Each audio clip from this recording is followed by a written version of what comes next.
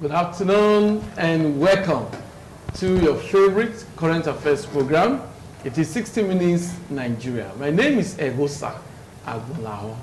I must thank you for being there to savor your time with us on the program. Today's program, we're going to be taking a retrospective look at what transpired in both Bayelsa and Kogi State governorship elections, and also the legislative elections took place alongside the governorship elections. The fallout, unpalatable, I must admit, because the observers who observed the elections have a very damning report, but the elected executive governor of Kogi State, Yahaya Bello, who has gotten a second term, believes that the report is not enough to discredit the Kogi State governorship election.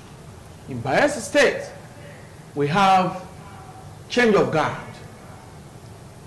Since the emergence of democratic rule, the PDP ruled Bayelsa State.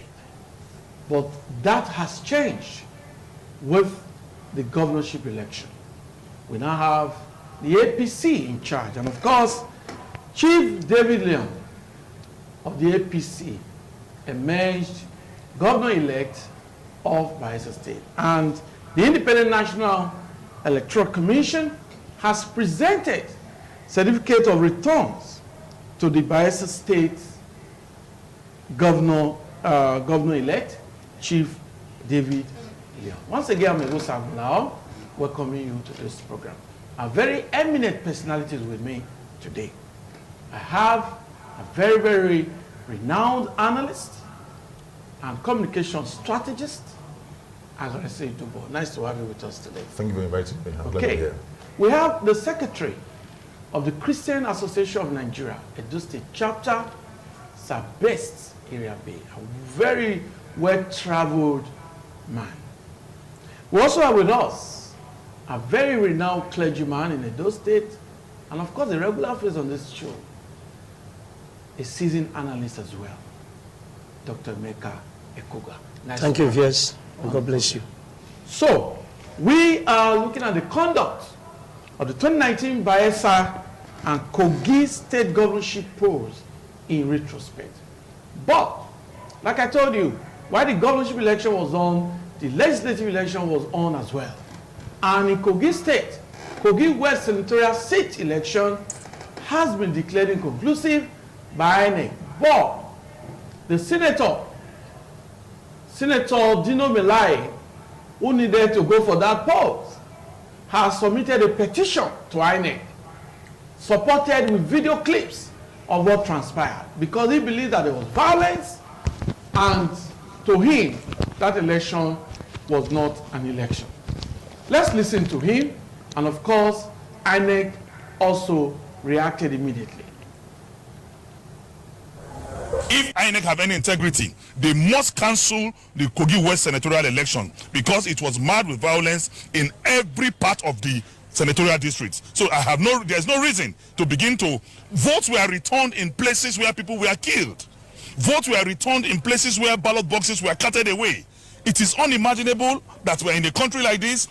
They claim that there were 66,000 policemen recruited, and the IG yesterday said there are fake policemen. The guns these fake policemen, purported fake policemen are carrying, are the guns also fake? This petition has been submitted to us. There are 21 CDs here.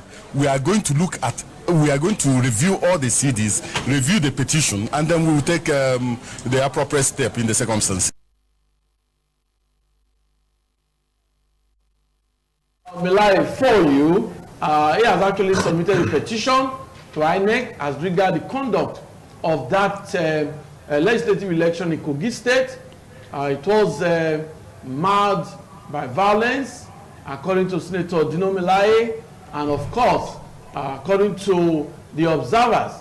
But like I said, the governor of Kogi State believes that the pockets of violence should not be considered enormous enough to discredit the conduct of the election. Gentlemen, we'll start with Guber. Looking at Kogi State, looking at Bayelsa State. Let's start with Kogi State. What's your take on the election? Yeah, very honestly, in your intro, you already said everything about the whole setting. Elections have come and gone, but the ripples will remain forever. If everybody is saying the same thing, okay, not everybody now, if 80% are headed towards a direction, it's just natural that the other 20% should also rethink and see whether that direction is right or wrong, because everybody is believing that that election was marred with unspeakable violence. Okay, outside of the governor who, so to speak, was re-elected, the two other major candidates believe that the thing was marred by very, very serious malpractice, to the extent that they believe that the party agents of one party were shielded by military operatives to cause mayhem. And if that is the matter, in a situation whereby you have, okay, not confirmed now, some say 16 persons died, some say 9, whether 9 or 16 or even 1, why should anybody die in an election? Election is not war. It's not even a thing that we should be recording death. Now, I mean, there are video clips to show military men harassing people, you know, seizing ballot papers, destroying ballot papers. So how can one now say that was an election? I can't weep now, because weeping for Nigeria does not take you anywhere. Otherwise, I would have wept for Nigeria, but weeping won't take you anywhere. I've always told people, in a situation whereby you weep for nothing, you can keep on weeping. But if weeping can correct a situation, one will have wept for Nigeria. But I haven't said all of this. I just believe that that Kogi election has taken us some steps backwards. We are supposed to be improving at every election, but in our own case, at every election we retrogress, we go back many steps. And that to me is not too nice. So I just believe that in times to come, but I'm very happy that the Senate has had a second reading of the e-voting. Let's believe that that will come to play eventually, because there is no reason why one life should be lost in an election. Okay, we'll come back to you. But we must quickly interject here. I must quickly interject here and bring this information to the fore. The Inspector General of Police has revealed to journalists that actually that the police was having an intelligence report that some of the political parties or some persons were actually planning to use fake police, that's some persons to put on uniforms, and that these men are not actually known to the police force. We must quickly correct that. I'll come back to that. Okay, now let's get the thought of Sir Siriabe. Now, looking at both elections, but let's start with the Kogi election. What's your take on it? Yes, of course, we have heard from the media several reports of wanton violence, taking of lives because of election. Now, the question you ask yourself, the political class, what kind of mindset do they have in wanting to grab office? Do they have the mindset of coming to occupy a position in order to satisfy the yearnings, the yearnings of the populace who are crying for infrastructural developments, the populace who are yearning for improved lifestyle and stuff like that, or they are coming to weather their own personal storm? Are they coming to work for the common good of the people or their own private good? If it is true that this political class are coming to work for the common good, there will be no need to hire thugs and want to kill people because you want to occupy any position. That's the problem we find ourselves. So, in the final analysis, you discover that the real enemies of the entire process are the people themselves. Not even the INEC, not even the police. You see, when the process was about to start and they were making arrangements, you know what came to my mind? I say, oh, poor people. There are people who are ready, the INEC is making arrangements, deploying things all about, whereas there are people who are getting ready to die. Just making arrangements to die. I mean, I said so, and it played out. You see, why should you die for somebody? Why should you go and carry a gun and take somebody's life for another person who is already, the person they are fighting for is in the cozy air-conditioned room, enjoying life with his people, and then you are out there as thugs, and in fact, these people you are talking about, even after the electoral process and the winner have been declared, they don't have the wherewithal to even ascend to any position, any meaningful position. Most of these people. So that's the problem we find ourselves. And if you chronicle the history of election in Nigeria, you see, it's just that the level of gastarism is on the increase. Otherwise, it has always been so, right from the onset. Right from the time of Akintola, Adelabu, Awolowo and stuff like that, there was mayhem, fighting here and there. It has always been the law. So I agree with my brother. I will say, sometimes you look at Nigeria, you want to weep. Well, sometimes you say, well, do I need to weep? Hope rising. Let's believe that all will be well tomorrow. Otherwise, Nigeria, from the way we do our things, can be likened to an octopus or a geriatric snail who though moves, but such movement knows no seriousness. A geriatric snail, it moves with no seriousness. The octopus is been dragged from different directions. Therefore, its movement does not progress. But I hesitate to call Nigeria an octopus because I believe in Project Nigeria. Okay. And as a man of God, I believe that the Nigeria is the Lord and the fullness thereof. Okay, we'll come back to you, sir. Let's get the thought of Mecca Koga. What's your take, starting from Kogi? Very unfortunate. Very, very unfortunate. I was thinking Kogi election with Bayelsa election will be another way forward for 2023 and the other elections that might be coming, within especially those states. Okay. And what have those state election is just next year? By next year here. But quite unfortunate that the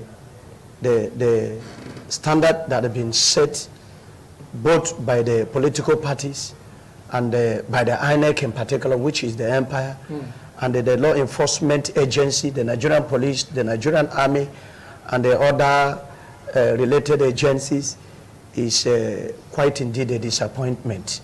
I just want to send this signal that if care is not taken, you will discover that Nigerians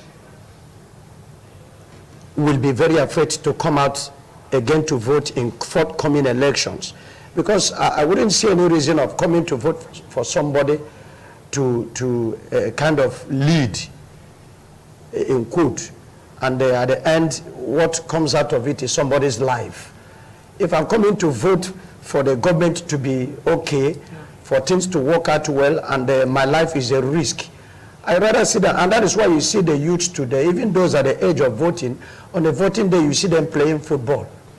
You only see the old women and the old men standing at the sun or rain or what have you.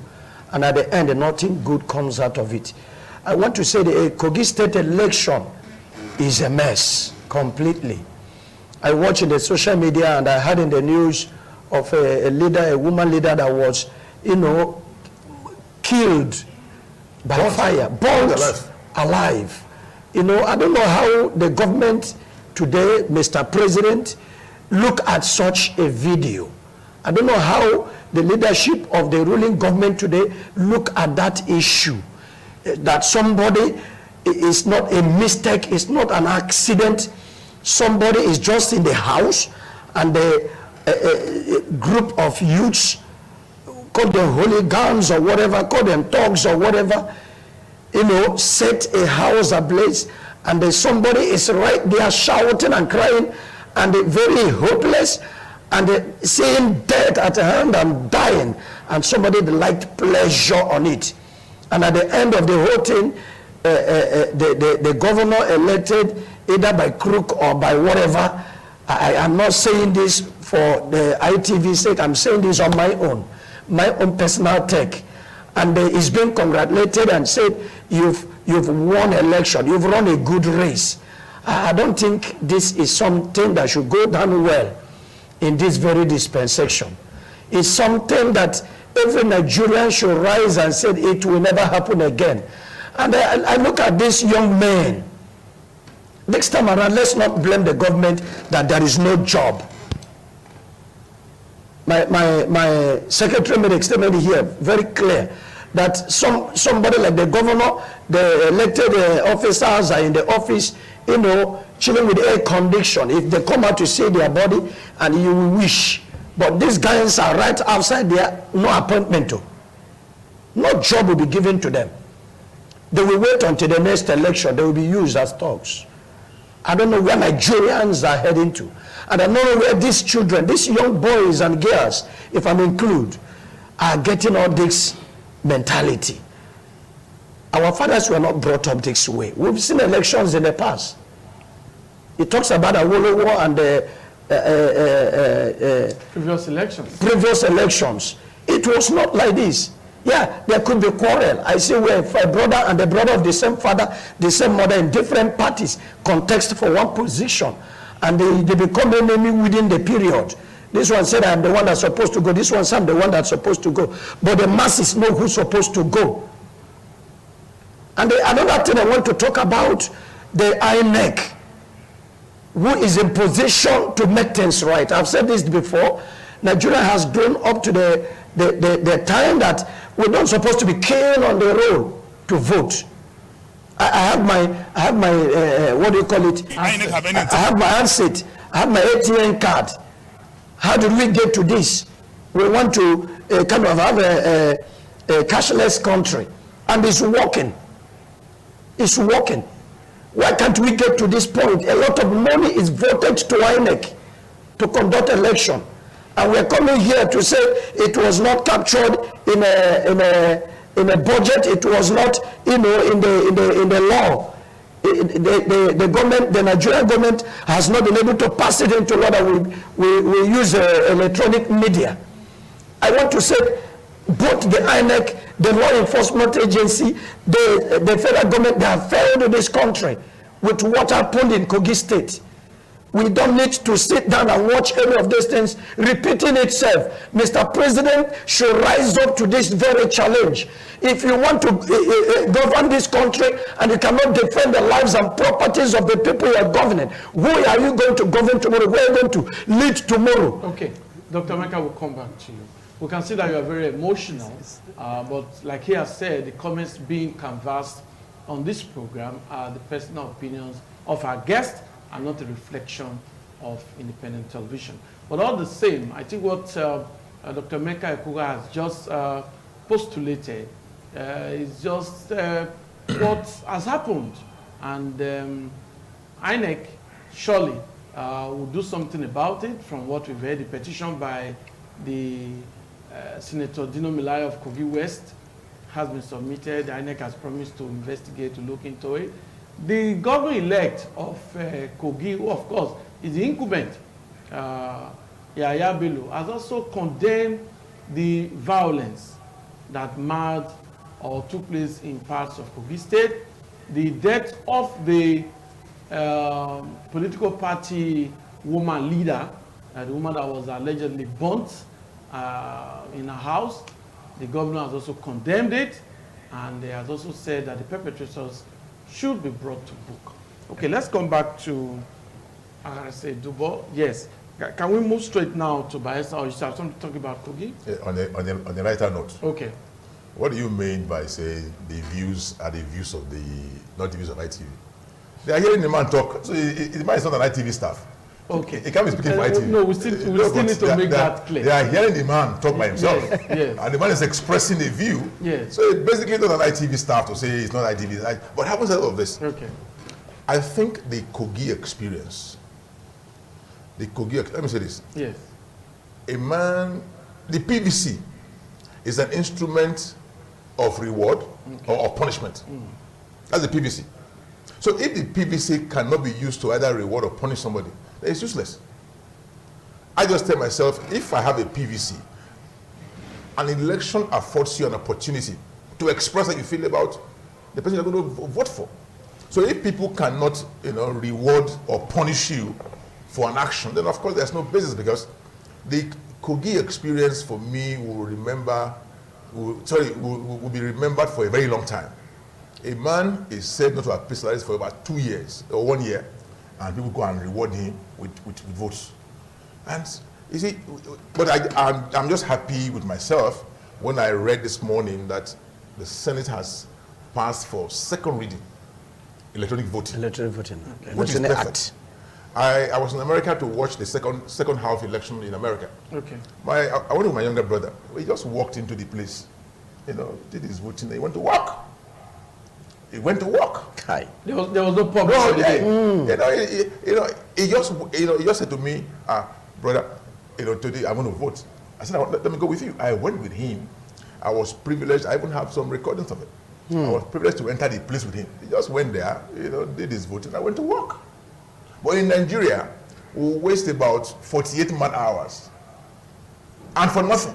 Waste enough money. For nothing. Because if at the end of the day, you allocate votes, then why must people suffer to go and vote? No, but we don't have any evidence to show that or to authenticate there are that. evidences. So votes are people are seeing. No, there are but rather evidences. donation of votes are announced. Yes. If the results coming out from a place, the number of votes exceed the number of voters, then what are you talking about? That's an allocation. But that is even for another time. But having said all this, gentlemen, I think, although in politics all parties rig, I mean, that is not even, whether it's PDP or APC or CPC or GMPP or whatever. But again, if you want to rig, but don't rig at the expense of people's lives. What is making it very, very funny and embarrassing is lives are being, taken in this process. I just hope we learn a lesson from this. Let everyone believe that this country is our country. And like my brother did say, those who really cause mayhem are young people. Young people who are not appointable at the end of the day, because, when you talk about unemployment, for instance, there is a difference between unemployment and youths that are unemployable. Some of them are very, very unemployable. All they specialize in is cause, mayhem. Okay, our election is coming. Some people are waiting. Their profession is toggling. That's their profession. They just wait when it's time for election. We are very handy, and you go and patronize them. You know that they are there, and that's all they are good for. And I said, like he said, after election, having been used for those dirty things, you are expended, and nobody comes to you anymore. They wait for another election, and come and patronize you. So for me, it's a totally unacceptable way of life.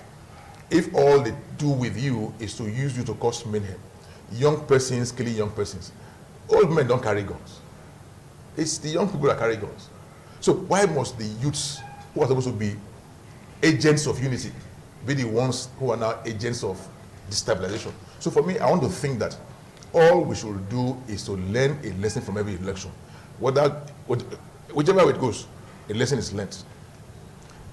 I told people in an election there are two currencies. Currency, one currency is currency of performance, and now it's currency of relationship. Maybe we'll discuss that later. Okay. Discuss that later. Okay. So let's get talk of. Like I would like to say that in our national life, there's a high degree of moral profligacy. Okay. And so it brings me to the question of attitude. Our problem is attitudinal. Okay. You see, people want to what they call the nouveau rich. They want to get rich very quickly and fast without laboring for it. That is the problem. You see, even the political class and that arena has been so made juicy to the extent that everybody want to taste the juice. If people are taught that you are there to serve your people, not necessarily going there to divide the spoils of office, as we see today in Nigeria, that you are there, that you don't need to, you didn't bring anything to this world and you're not carrying anything away. You see, no matter what you own, whether you have houses in America, in Africa, wherever you have, the moment these eyes are closed in death, you don't know anything about them again. We have the Okotiebos, we have the Ojukus.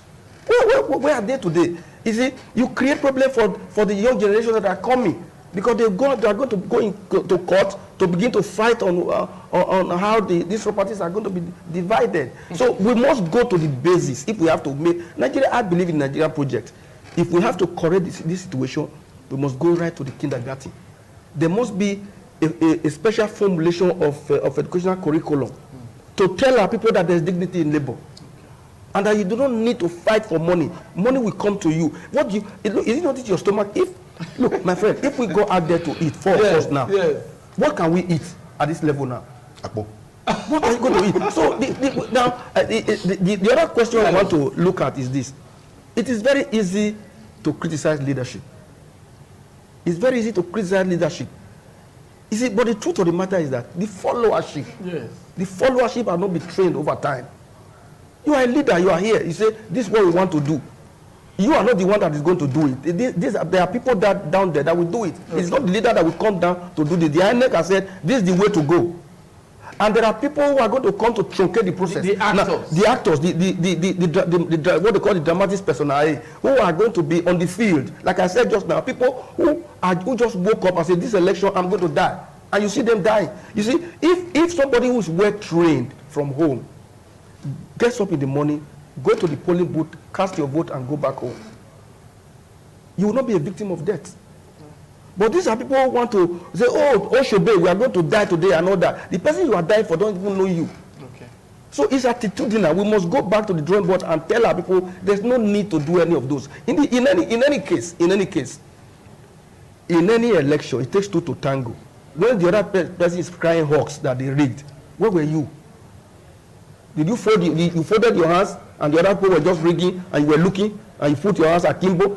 It's because you couldn't outsmart the other one. So in any election, there's always a loser and a winner. Yeah. In Nigeria, if you look at the history of Nigeria, nobody want to lose. Everybody are winners. That's the problem. Everybody want to win the election. Only one person will win.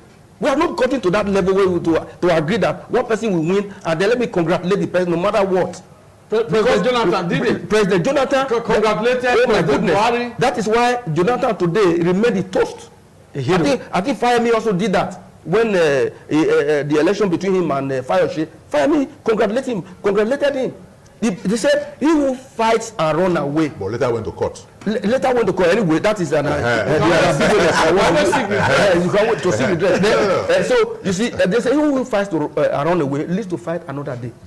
Fayemi is not the governor of Ekiti State. Okay. So you can always win tomorrow. In any case, why do you want to lose your life? They say, okay, look at what people are doing. When it is time for election, maybe 2 or 3 years. That's why I don't care about all these question of this welfareism posture that people come to display. When they maybe 15 years time, he knows that he's going to ask for election, and he begin to throw rice from a bag of rice. Now, and the rest of them. So it's attitudinal. No, we come back to you. We come back to you. But we want to talk about Bayelsa election. Like I told you, let me just read out this information. The Independent National Electoral Commission has presented certificate of return to the Bayelsa State Governor-elect Chief David Leon. David Leon of the APC defeated 44 candidates, including the candidate of the People's Democratic Party, Senator Due Diri, to win a clearly contested election. The commission also presented a certificate of return to a member of the Bayelsa State House of Assembly representing Brass Constituency 1, Charles Daniel, whose supplementary election was concluded on November the 16th. The State Resident Electoral Commissioner, Pastor Monday Udo, in his welcome address, said the election conducted by INEC was a judged right in the eyes of the world. That's what INEC said. He said the process, which started in May 2019, came with a lot of apprehension, following fears of violence hinged on the outcome of previous elections in the state that were marred by violence and killings. So the Bayelsa experience. Now, Senator Diri is the preferred candidate of the incumbent governor or the outgoing governor of Bayelsa State, that Governor Dixon. Now, it is believed that David Leon from the APC got the backing of some very prominent leaders, even of the PDP in Bayelsa. Now, this is a school of thought. Yes. Let's get Kogi first before we come to Mr. Arese Dubo. Let me quickly address the issue of Bayelsa. Okay. Very, very straightforward.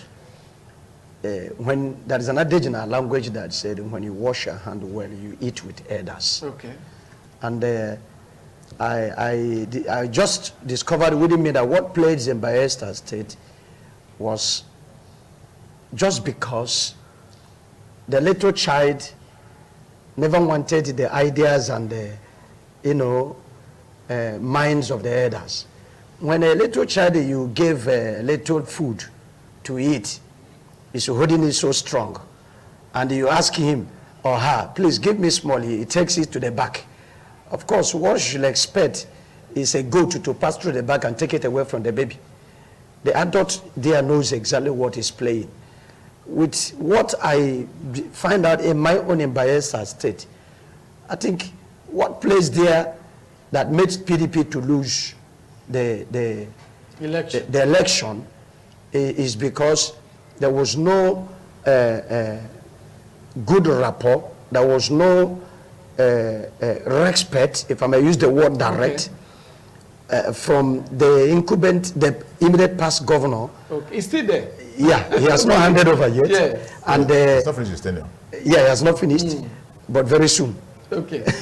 And the leaders that are within Bayelsa in the age of PDP. Okay. I think that's exactly what played there.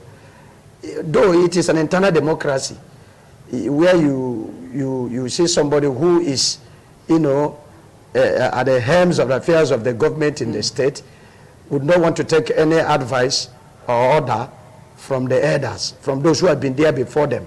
It does not go down well. A similar thing plays in Imo State. Okay. And I think this is exactly what happens in Bayelsa. If we come to go deeper in the issue of Bayelsa, you also discover that the role of the power that be, the central power, was also involved in the matter.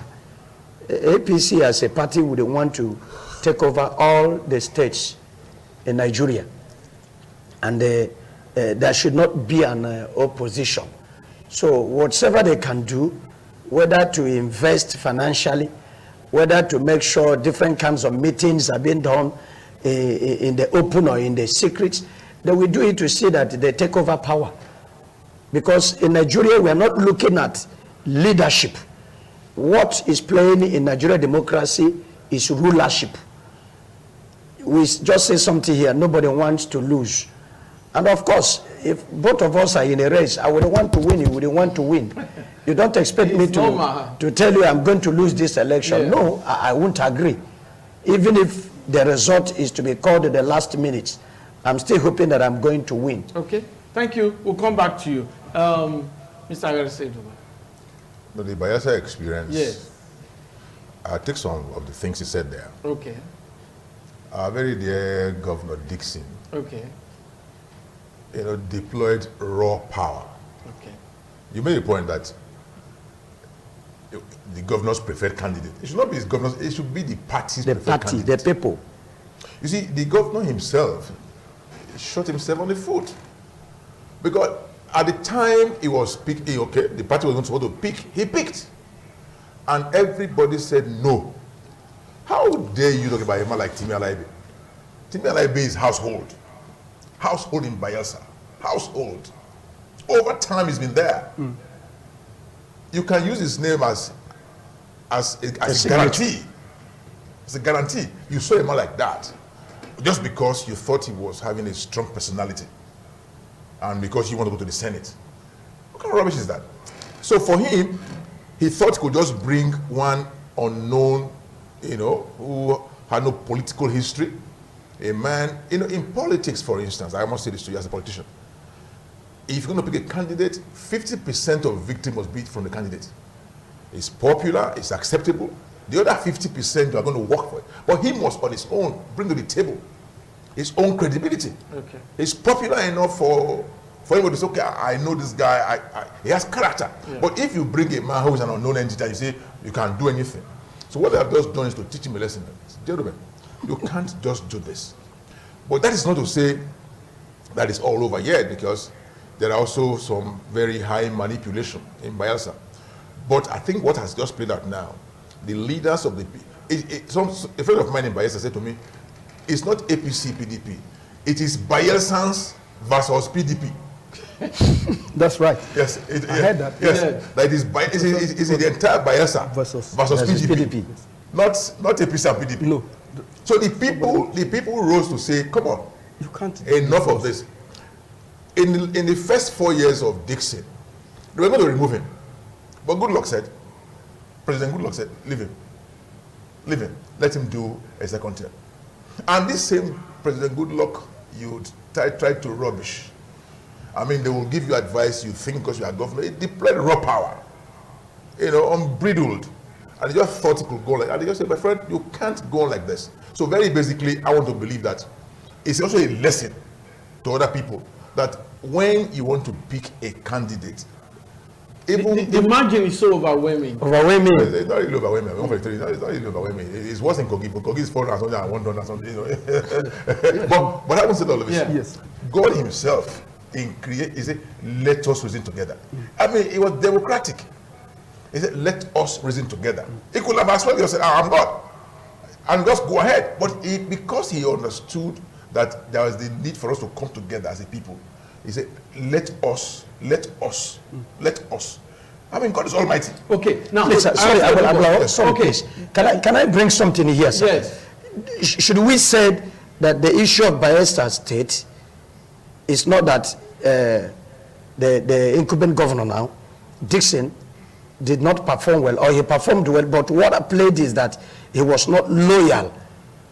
He didn't perform well. No, listen, he didn't perform well. You see, like he said, in the past, It's very relative. It's very relative. Yeah. Now, what the point Aristide was trying to make is that in anything you do, in any enterprise, there is the need for people to reason together. God said, let's reason together. Even no matter the nature of your sin, let's come together, we reason together. You reason together, and you must also respect those who have been there, who have paid their dues. Echino Achebe said, anyone who pays respect to the great paves the way to his own greatness. You have a man like Goodluck Jonathan with you, and you say it doesn't just matter. It doesn't matter at all. His views does not matter. You don't need to confide in him. You don't need to. I said, that's okay. Then he now said, all right, I'm the governor.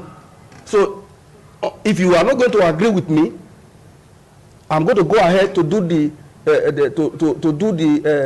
biddings of the proverbial real woman, the proverbial soup sweller, who does not care whether you are going to throw him and the soup away. Yes. That's what played out. And again, sir. And so it was a situation of the Bayelsans versus Feriake Dixon. Sure. Okay. And further, sir. Okay. Now, what lessons do you think our political actors can even learn? We can look at even Edo. Politicians don't learn. What lessons do you think? Impunity is old-fashioned. Yes. Okay. Yes, old-fashioned. It's old-fashioned. Yes. You don't just come It's and say old-fashioned. this. No. You must get people together. That's right. You must bring everybody together. By the time you, because it's an HOB thing. Everybody will be involved. If you so choose to bring a person that is not popular, I say this to you, my brother. Goodluck Jonathan, very distinguished president. Yeah, it was celebrated yesterday. It's the second Very distinguished president. Okay. If a man like that, in his own wisdom, gives you an advice, I know a president that appointed advisors and said, I'm not bound by your advice. A president in this country appointed 16 advisors and his day was swearing them in. He told them, I'm not bound by your advice. What did you appoint them?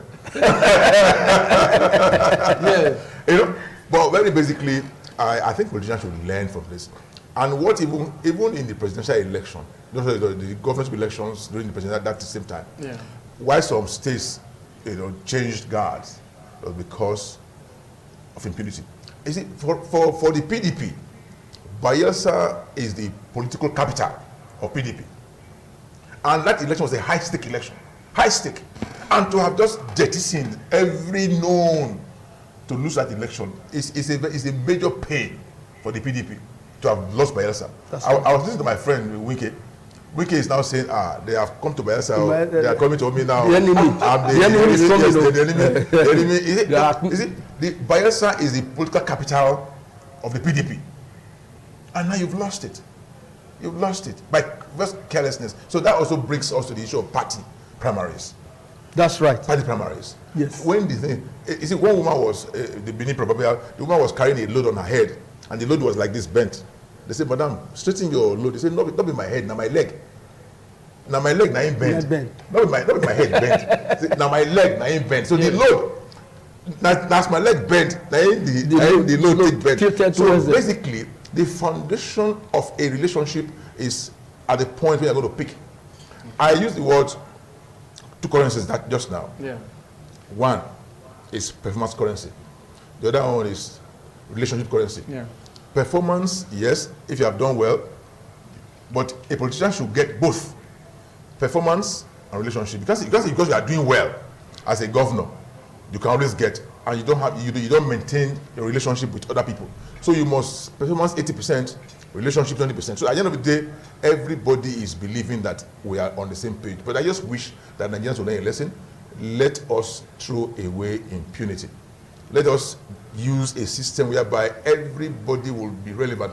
If 4 of us are contesting for a position and we pick our brother in a process that is fair, we will not quarrel.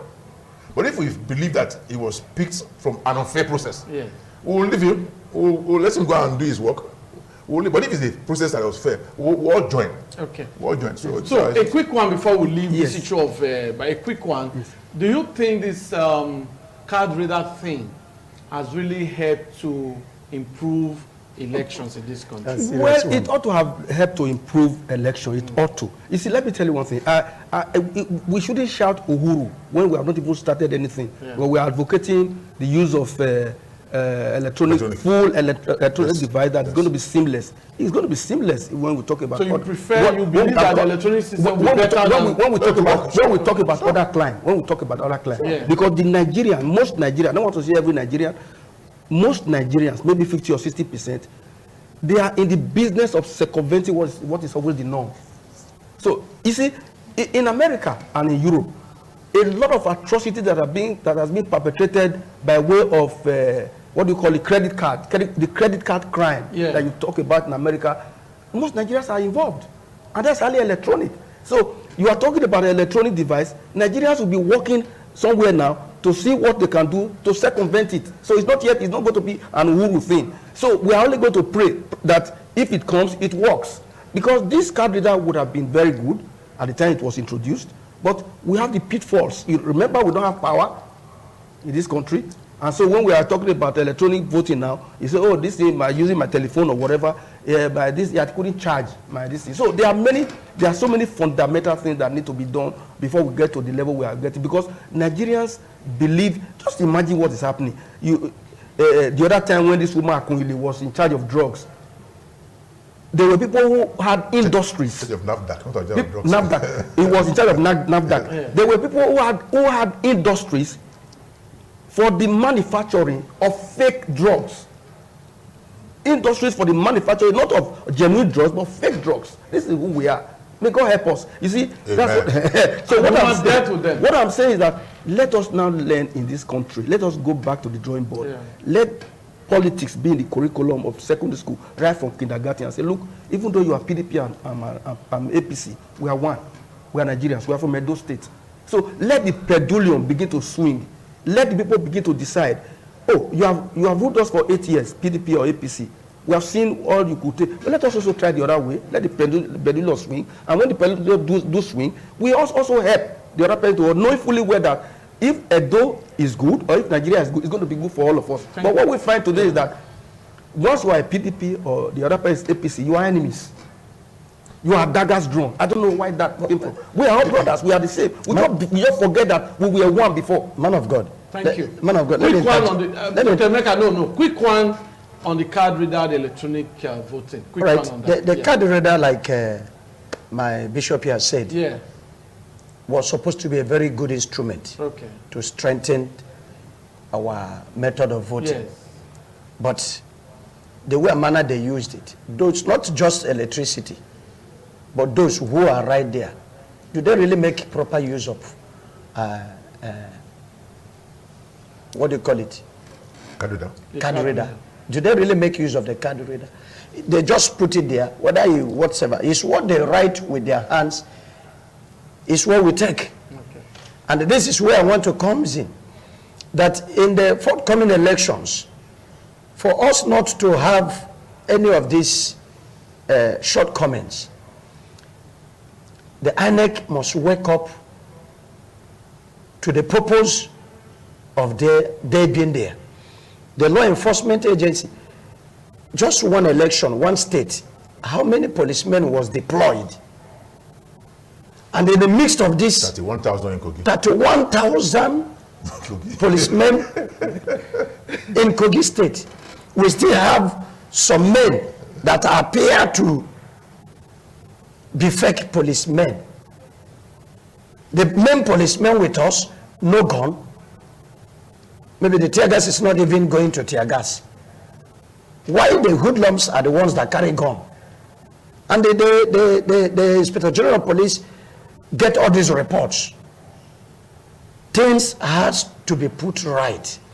They should, if money is being voted for the law enforcement agency regarding to elections, and these personnels are being deployed, they should sit down, starting from now. No. How can we be able to put these measures right? Okay. But there was one funny thing, Osa. While they were making their initial comments, I was just looking. Everybody that spoke said, oh, from what we have seen today, we have just voted, even Dodiri himself and all that, wonderful law enforcement agents. They are civil, very, very, very good guys. We saw them performing their duty at the early stage of the event. They made such comments. They did make such comments. Even that, sir. No, they cannot come with violence at the beginning. Before you interject, let me just quickly ask you this question, because we need to handle this. Now, former President Goodluck Jonathan in Otoeke actually complained of inadequacies. Nobody was there when he got there. E-preparation. Yes. He accused INEC of late arrival of INEC personnel, even journalists. Security, everybody. Yeah. So let's start that. He made the point. Even the people were not on ground to vote. So he said, what is wrong? Even the people didn't turn out. Now, former President Jonathan made a comment on what is wrong with us. Now, what is wrong with us? Yeah, what is wrong with us is us.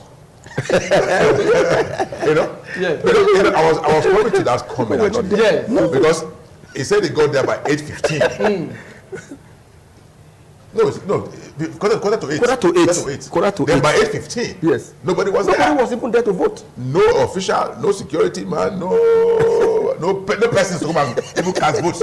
I mean, so very honestly, again, maybe what he said that people were scared of coming to vote. Maybe they just decided to abandon that area and say, okay, fine, we don't want to be, nobody wants to be injured or killed.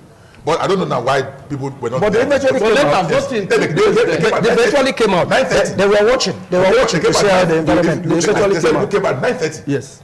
That's 1.5 hours after the time regulated. Yes. So that's looking at the. And then the INEC people were waiting for them. Yes. There were nobody came. They were just waiting. The issue of fake police, my brother. If you had fake police like he's talking about, why didn't your own police arrest the fake police? With what? No, with whatever. If those people were fake police, then you had your own good police. Why didn't your men arrest the fake police? But I won't say this, my brother. One lesson we must learn. Let us tell ourselves, the card reader is not an alternative to e-voting. The card reader can still encourage mayhem.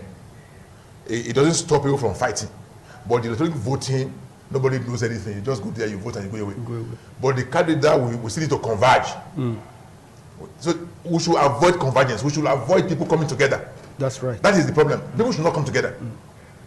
Whether card reader or not, people should not come together. Let us avoid the coming together of people. So the e-voting, you just go there, you cast your vote, and you are off. Yes. And government will not even lose mad hours declaring holidays for anybody. No. Yes. You can vote and go to work. It's done so in Europe. So for me, I just believe that we'll get there. Honestly, I'm so happy when I listened this morning that the Senate is considering for final reading the e-voting system. So for me, it's fine. So I want to wish Nigeria well. I only hope that the Edo State is the next one. Yeah, that's next year, 2020. For 2020, even though it's heating up now. But let's hope that they will have passed the e-voting law by August next year. And that will be very novel for us. I will be so happy to see that in 2020, we are going to be the pilot to see how we do e-voting. God bless Nigeria. Thank you. Yeah, I think I will sue for e-voting. And we hope that once it comes, usually with the Nigerian style, we don't circumvent it. We have VAR now in football. We also need such e-voting. And number two, we should have political education. Let our politicians know that we are one and the same people. Gil Zamere in his jingle, which I love so much. You say your own, I say my own. At the end of the day, we are brothers and sisters. So that should also play out. I want to believe Nigerians, we're going to be great. We are the giant of Africa. We will remain the giant of Africa. Sleeping giants. But it can only be actualized when the political parties understand that the reason of any elected governor, senator, president is for the interest of Nigerians. Thank you very much. My viewer out there, I hope you've enjoyed today's edition of the program 60 Minutes Nigeria. Time is not always our friend. A lot to talk about, but time is not always our friend. Thanks for being there. To enjoy the program, keep a date with me. By God's grace, next week, Thursday, 1:30 p.m., we'll be here again to look at all the national issues. Until then, bye-bye.